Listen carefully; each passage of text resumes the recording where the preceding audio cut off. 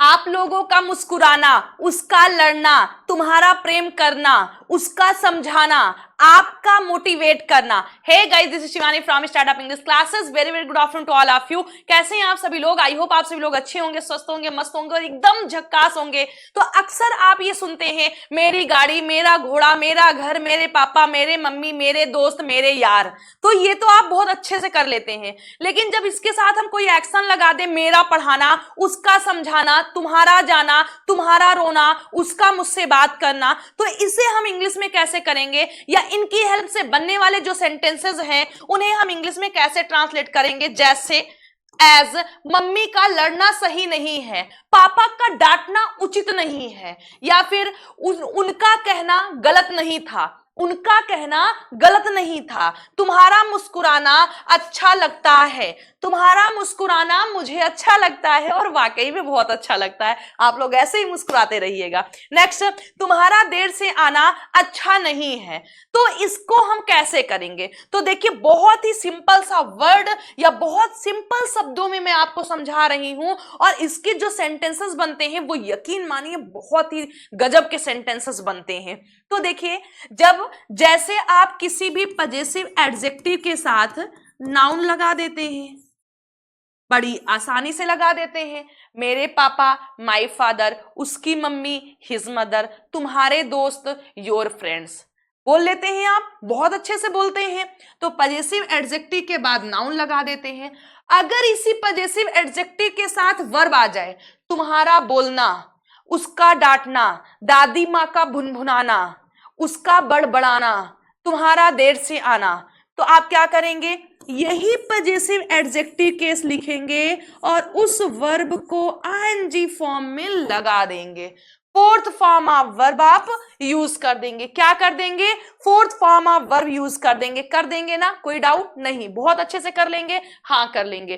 तो देखिए, सिर्फ आपको ये करना है, बाकी इसका जो यूज है वो किसी भी टेंस, किसी भी मॉडल एक्सिलरी वर्ब में आपके सामने आ सकता है, आपको मिल सकता है। तो वहां पर आपको सेंटेंस को ट्रांसलेट करना होगा और जहां पर इसका यूज आया होगा वहां पर आपको करना होगा। कैसे यूज आ सकता है, चलिए देखते हैं। ये बात तो समझ में आ गई ना? आइए इसका यूज देखते हैं। देखिए, मम्मी का लड़ना क्या हो जाएगा?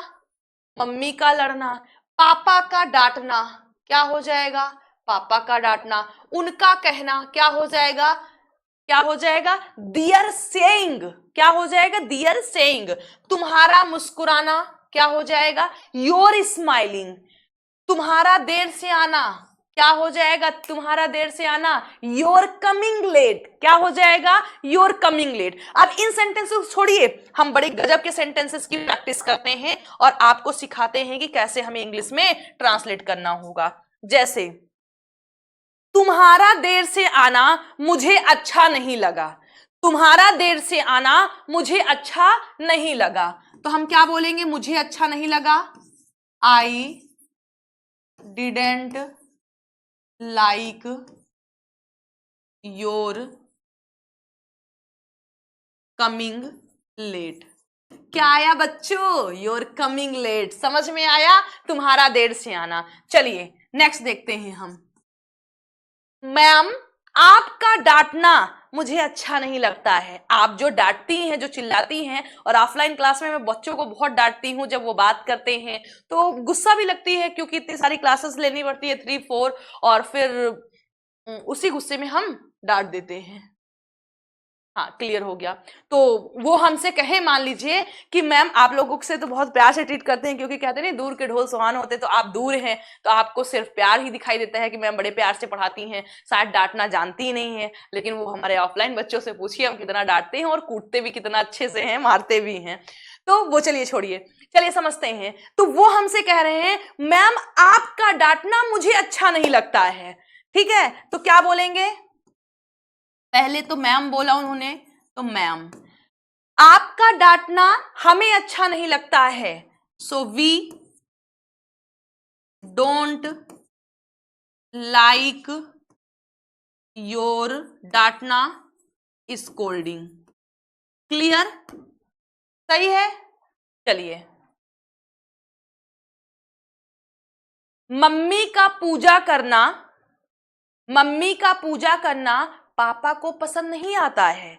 मम्मी का पूजा करना पापा को पसंद नहीं आता है, मतलब फादर डजंट लाइक मदर्स। अब देखिए, हाँ यहां पर एक चीज और समझ लीजिए, आपको पता है अगर कोई प्रोनाउन है तो पजेसिव एडजेक्टिव तो होता है, बना लेंगे, लेकिन किसी नाउन का बोल दिया जाए, राधा का आना, तुम्हारा आना, मम्मी का पूजा करना, पापा का पढ़ना, तो आपको पता है अपॉस्ट्रोफी एस के थ्रू हम बनाते हैं। जैसे हमने बोला मेरे पापा तो माय फादर हो जाएगा, लेकिन हम बोले राम के पापा तो आप क्या बोलेंगे, राम्स फादर। तो वैसे ही यहां पर भी बनेगा, क्या हो जाएगा, मदर्स एडोरिंग। मम्मी का पूजा करना क्या हो जाएगा, मदर्स एडोरिंग। ठीक है, अब ये सेंटेंस हो गया। आइए हम कुछ सिर्फ सेंटेंस के साथ प्रैक्टिस करते हैं। जैसे आपका पढ़ाना क्या होगा, योर टीचिंग, योर टीचिंग। उसका जाना, हिज गोइंग, उसका जाना, हिज गोइंग। तुम्हारा कहना, योर सेइंग, योर सेइंग। बच्चों का फोन चलाना, बच्चों का फोन चलाना, द चिल्ड्रंस यूजिंग फोन, बच्चों का फोन चलाना, द चिल्ड्रंस यूजिंग फोन। आप लोगों का मुस्कुराना क्या बोलेंगे,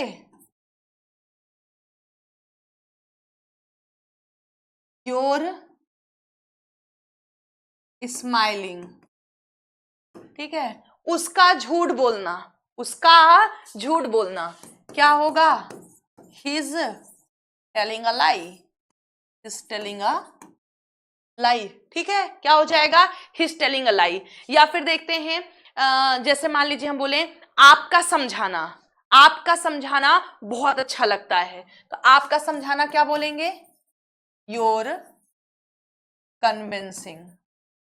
क्लियर, समझ में आया कैसे हमें सेंटेंसेस करना है। तो आज का टॉपिक हमारा यही था, इसी से आप कई सेंटेंसेस बना सकते हैं। जैसे आपका बोलना उचित नहीं है, your saying is not fair, your saying is not fair. तुम्हारा बहस करना सही नहीं है, तुम्हारा बहस करना सही नहीं है, तुम्हारा, तो क्या लिखेंगे, your verb ING form. Clear, समझ में आया, एक बार इसका स्क्रीनशॉट लीजिए आप लोग।